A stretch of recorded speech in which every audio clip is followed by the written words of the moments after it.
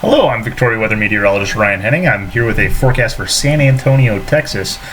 This is the downtown skyline of San Antonio. Usually when you look at San Antonio, I think you see the Alamo, so this might be a little unfamiliar. I know it is for me.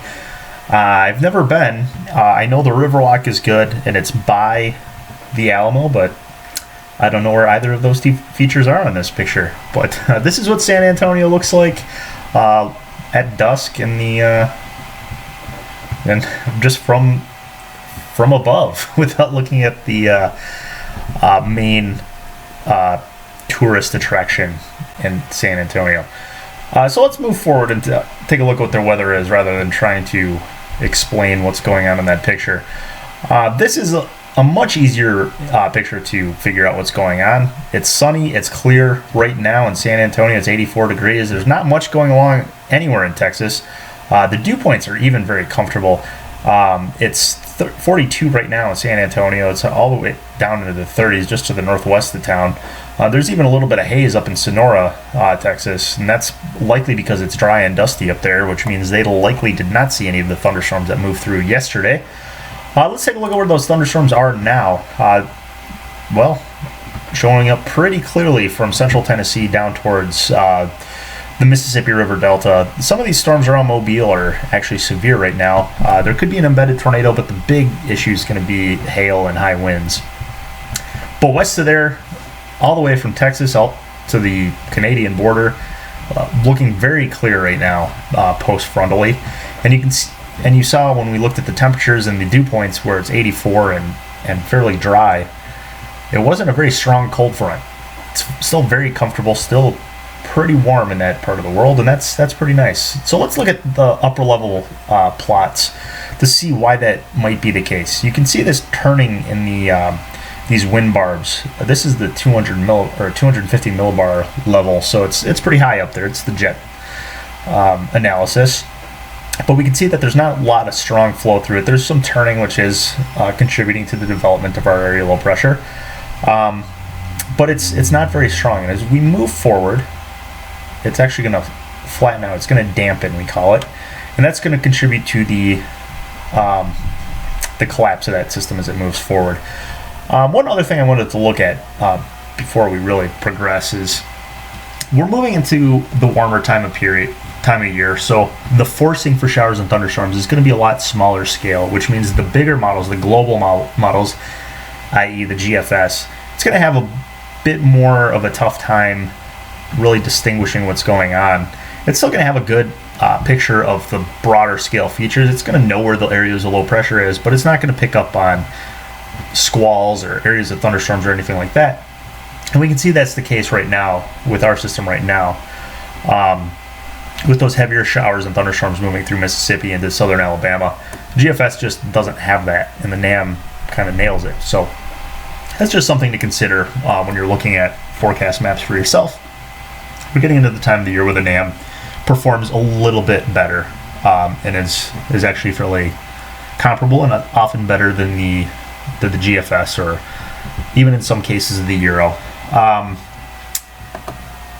But let's move forward with this system. I did mention that the upper level wave is dampening out, and this is an area where the GFS and the NAM are fine. They're going to agree most of the time on the general principles of what the upper level atmosphere is going to be doing.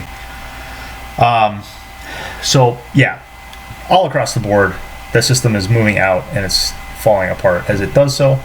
And you saw on the surface analysis that there is a little bit of development moving into the plains, and we can see that at the upper levels as well, as another trough starts to emerge out of the Rockies into the Front Range into Colorado and into Kansas. So we look at the GFS, and indeed there is a weak area low pressure developing in the southern plains. The NAM, again, has a few more showers and thunderstorms popping up, particularly from Kansas to central Illinois, whereas the GFS just kind of has some scattered showers moving into the Tennessee Valley, and I'm inclined to believe that the NAM is onto something, again, because this is the type of feature that the NAM really does pretty well with. But all that aside, there's really not a lot to talk about down in San Antonio. It looks like with our second feature, there might be a little bit of a trough attached to it. I'm trying to let's open up the new frame. You can see our isobar right here has a little bit of a tail on it. That indicates that there might be a trough extending from it. So there could be some drier air, maybe some gustier winds moving to San Antonio, but nothing really to concern ourselves with in terms of precip. So that's pretty nice. And I jumped way ahead here. Sorry about that. Nothing really to concern ourselves in terms of showers and thunderstorms in San Antonio for the next couple of days. It's going to continue to be pretty warm, and we can look at our forecast, and this is a good sign that there's not a whole lot of change coming when all the temperatures are lining up as they were before.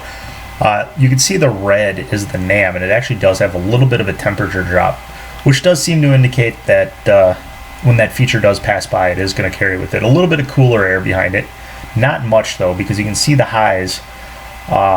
They're still going to be close to 85 tomorrow, and the NAM brings it down to about 80, whereas the GFS keeps it up in the mid 80s.